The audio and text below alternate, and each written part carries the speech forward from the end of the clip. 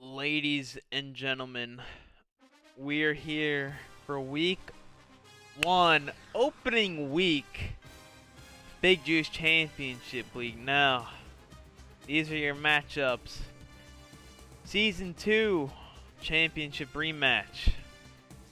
We got the classic rivalry of Cresselia versus Tabs, Woo versus B. We got two of our new coaches in New and Noah.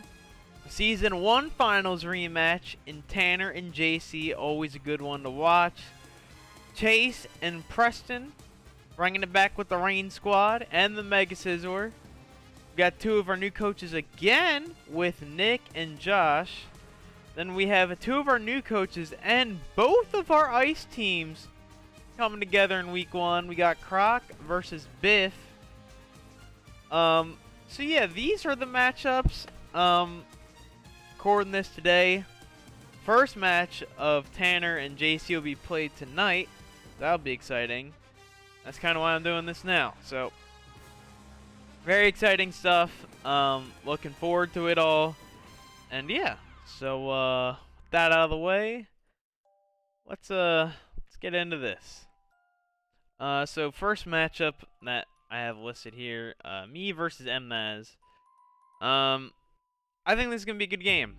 I don't think any one team is like significantly better than the other. I think both of our teams are about equal. I don't think like he has like one pick that like really fucks my team up. If it were to be one, probably Chin Power Lilligant. But other than that, I think this is gonna be a close game. Definitely a game 3er. If it's not a game 3, I'll be disappointed either in myself or Mnaz, but I can see this being game 3 for sure. Just played each other in the finals. He won 3-1. But you know, always gotta have confidence in yourself. I feel like my prep this week was really good. I feel like I'm very comfortable in what I want to do, and I know what I need to target. I know I kind of said that in the finals as well, but alas, shit happens. So I'm just gonna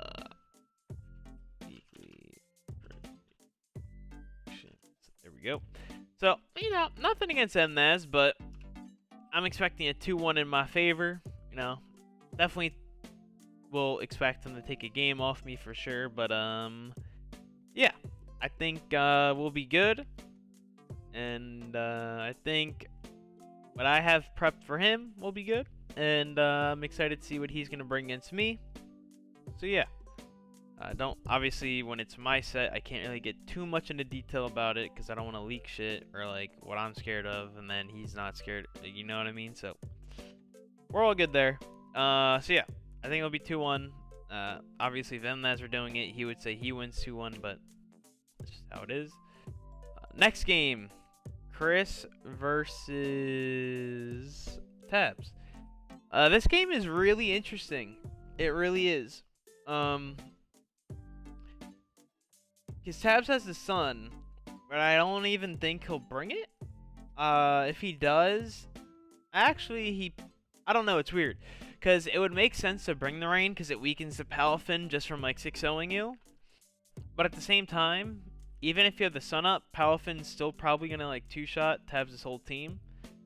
So it's a weird scenario to be in for Tabs. And then again, if he brings the sun, it also powers up the Darmanitan. So Tabs is in a weird spot because he's going up against a water type that can still basically go through the sun, and he has the risk of powering up a Darmanitan.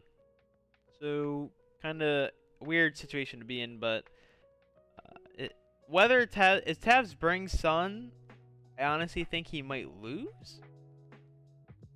And if he doesn't bring sun, I think he'll be better off, as weird as that is to say. Because I know Fluttermane kind of goes crazy, but Bennett is there, which is kind of annoying for Tabs' team. He has to worry about Prankster shit, and then just like Shadow Sneak and Shadow Claw priority bullshit. So, and we'll even see if Chris even brings the Mega Bennett. But yeah, if I were to give a clear winner for this set, I probably have to give it to Curse. Curse beat Tabs in their second game. So Curse lost their first game. They played opening week last season, but Curse basically had him beat. He just was very new and didn't know type matchups or about inner focus on his Crobat, which I went over a lot with him, but alas. So Curse almost won that game but lost.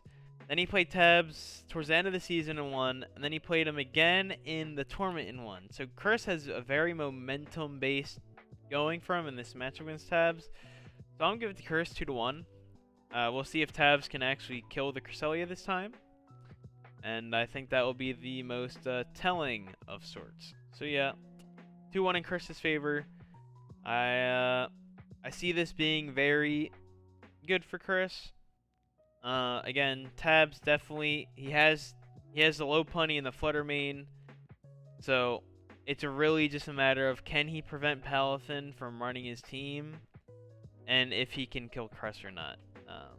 Overquill would be a good check to Cresselia, so we'll see. But yeah, that's kind of what I'm anticipating.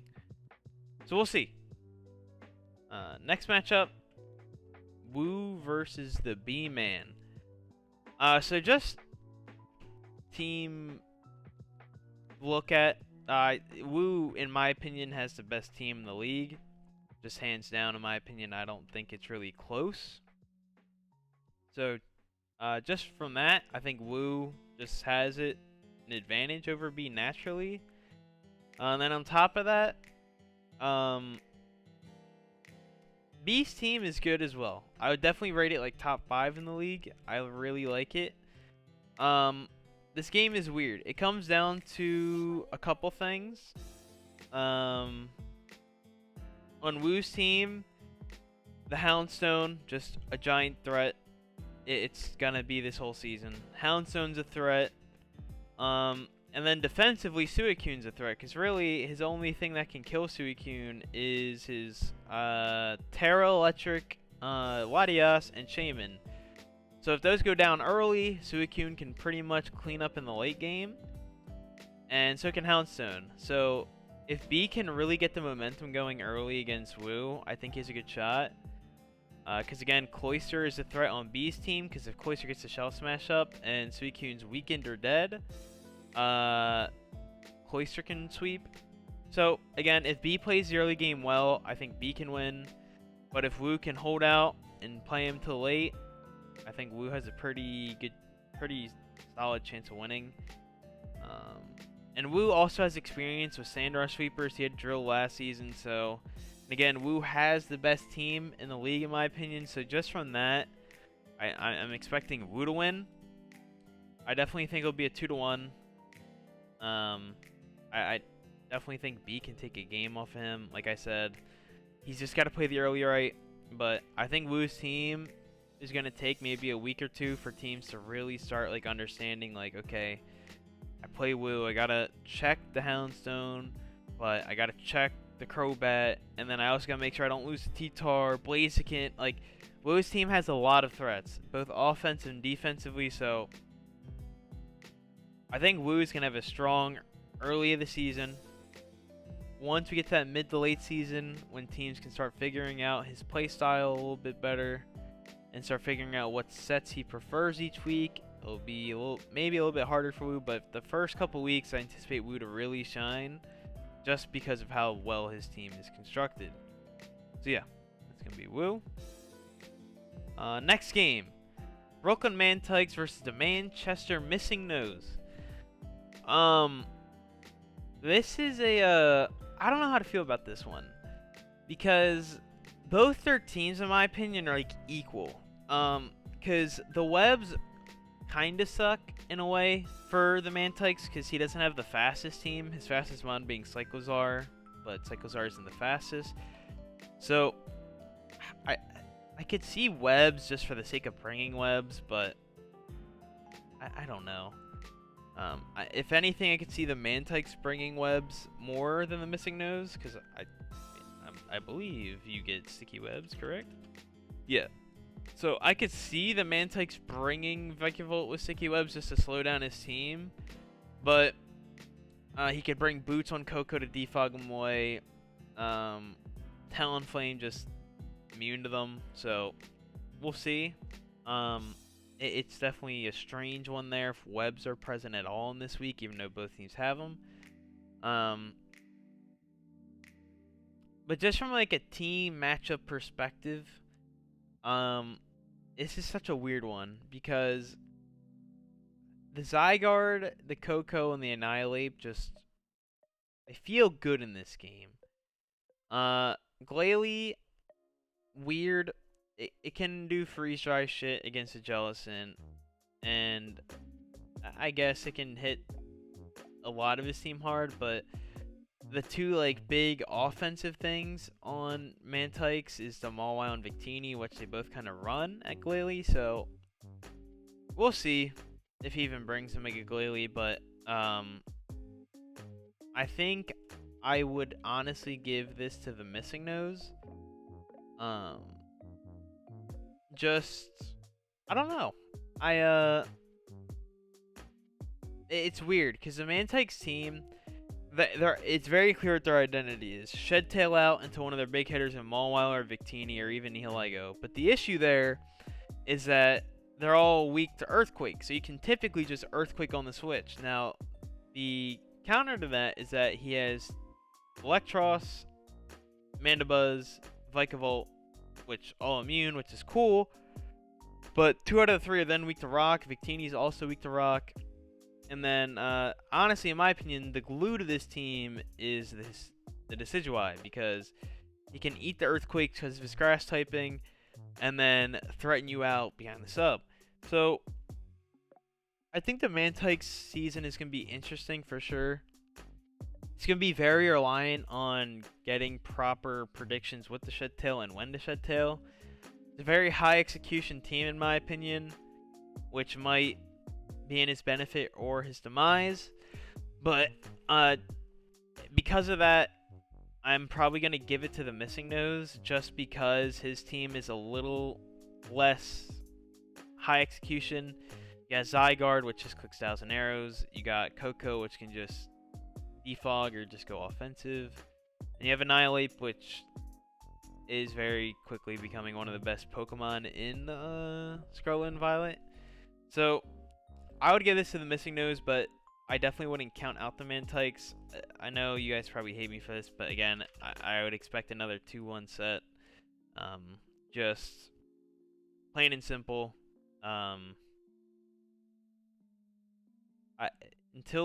Again, there's the new coaches. I know they both have draft experience, so it's just a matter of who shows up, and if New can get his predictions right with the Shed Tail. Because again, his team is very reliant on them Shed Tail switch-ins, and if he can't get them off properly, he's gonna have a very difficult time this season. So, just because of the high executionness, even if that's even a fucking word, of his team, I'm gonna give it to the Missing Nose. There's that. Next game, we have the Monroe Miners versus the Queen City Quillfish. So let's see. I know they were saying something. So earlier, JC said this match is either going to be absolutely one-sided for one of us, can come to the wire, and Tanner kind of agreed. And honestly, I don't see this game coming down to the wire at all. This is going to be a very one-sided set in my opinion. So this is going to be one of the 2-0s this week. And they play tonight, which is going to be interesting. Because I like having one of the very stompy games being one of the first ones. And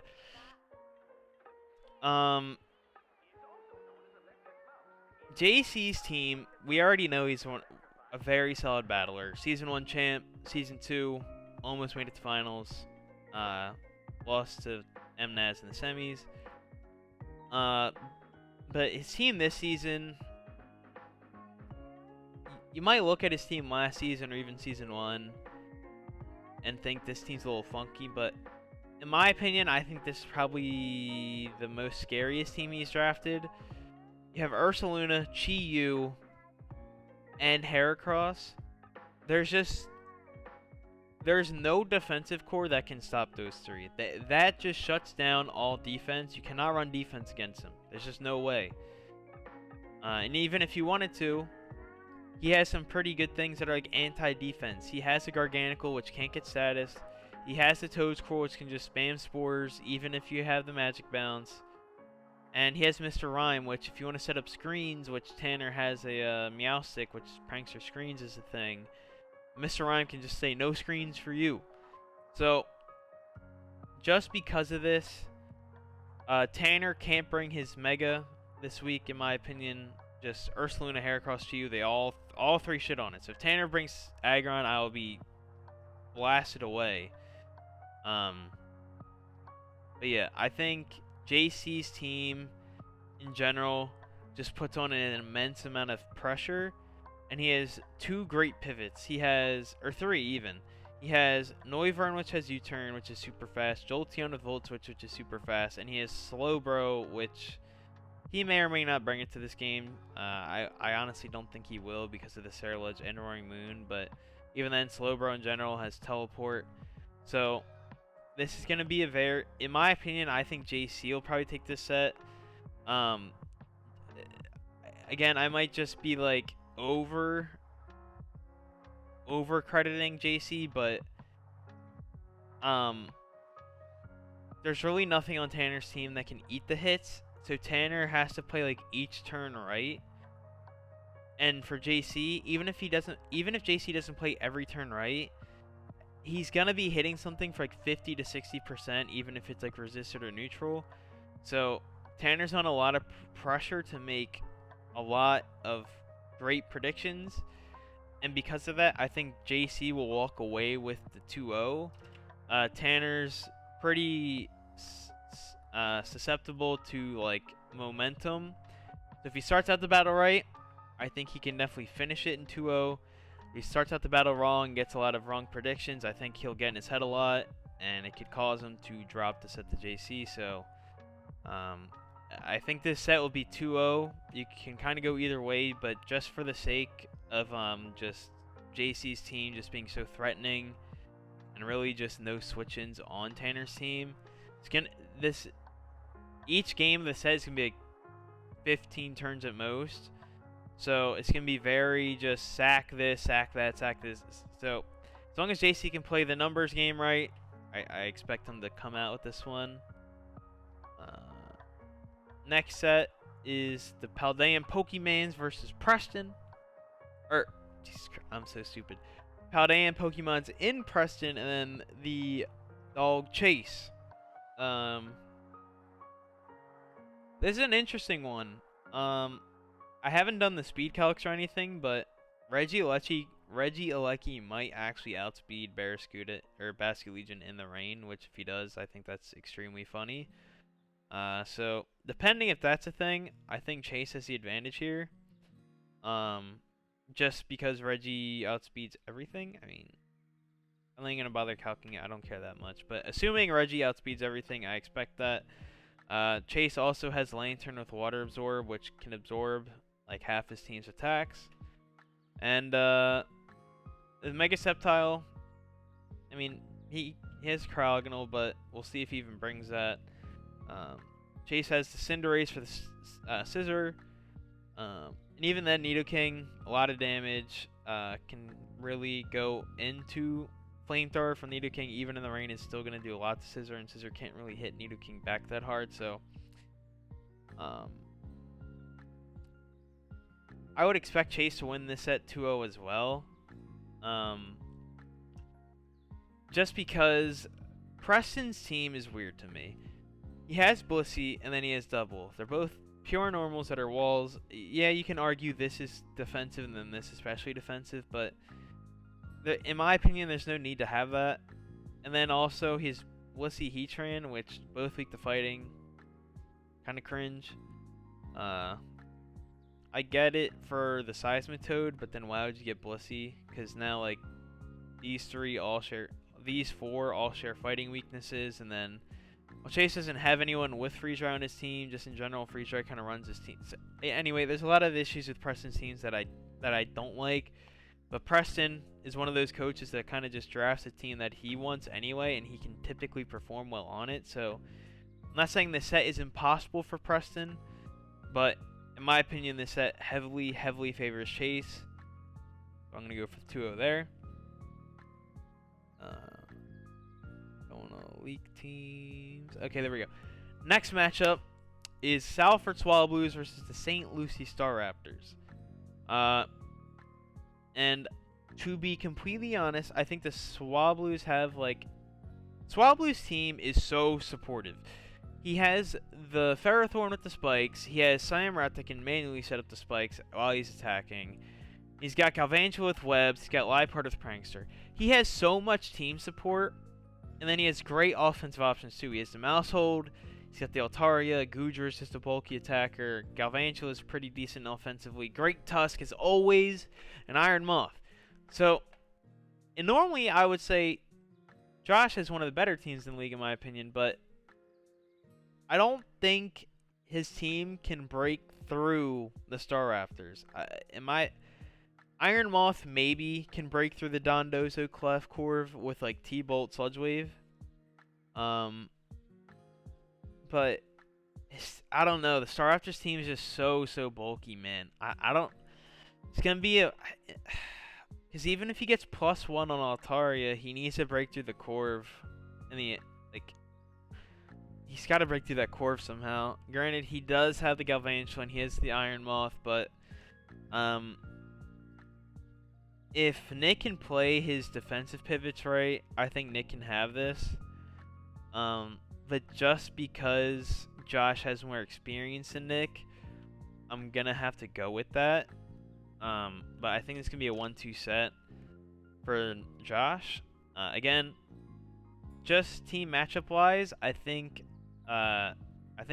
Nick actually has the better team matchup just because his team is so bulky, and the Swallows kind of need setup with Altaria to kind of break through it, or even like a maybe even like a nasty putt with Iron Moth to break through it. But I think just the experience difference will be the difference maker here. And yeah. But again, I could be proven wrong. We'll see. But I'm going to have to give this one to Josh. And then the last one is the Tonbridge Toxapexes versus Terraformers. So Terraformers, in my opinion, have the worst drafts in the league, hands down. He has 3 Mons, quad weak to fire. And his really only fire switch in is Arcanine. You could say Bax, but Thermal Exchange doesn't neutralize fire damage. It just gives him the boost. And then also Earthworm's weak to it. And then after Gyarados tears into its ground typing, it doesn't resist fire anymore. So Armarouge is about to be cooking this team up. If Armarouge doesn't come in this game, I'll be shocked because it also counters Arcanine because they both have Flash Fire. So yeah, I think this is another 2-0. I think the Terraformers. I like that. I like the team a little bit, not really. I see what he went for with the Sandslash, but I think Sandslash in most cases is honestly bait for ice teams. In my opinion, there is no saving this Pokemon. This Pokemon is literally terrible. I get it. It's one of his Rapid Spinners. It's one of his Hazard Removers. And I guess same with Frostmoth. I believe it gets Defog, but it's Frostmoth and Alolan Sandslash. I think there's much better low-tier Hazard Removers he could get. And yeah, the Snow buff makes him more bulky, but that's not saving them from a fire move. In my opinion, I think this is another 2-0 for the Toxapexes. I think the Terraformers really... I think the Gara, Bax, Abomasnow... I honestly think everything but these two is fine. Honestly, everything but these two is... Get rid of these two, and I like this team like 100-fold. But until he gets rid of these two, and maybe honestly like another water or like another like rock type, maybe I don't know. Until he makes some roster moves, I can't have him winning a game ever. So Toxapexes, I'm gonna give the 2-0. I think this is gonna be Armarouge just cooking Flamethrower and just kind of winning. So yeah, that is my predictions for the games this week. If you're mad, of course, El Bozo. If you're happy, cool. Yeah, I think it's going to be an interesting week for sure. Definitely excited to see how all the teams get together with the team members and how everyone uses their new teams, all that shit, and then how the new coaches perform. That's always interesting. So again, that is everything. Let me just go back here. These again, this is what I'm predicting. So yep, that's gonna be that. Hopefully I am right in my predictions. And well, actually, no, I don't want to be right in my predictions because I don't want my division. I don't want my. I think I got. I don't want my division all winning their games. All right, I want my whole division to lose out. All right, I want this to be easy for me. But alas, I guess that's just how it is. So yeah, I'm gonna get out of here, and I will see y'all later.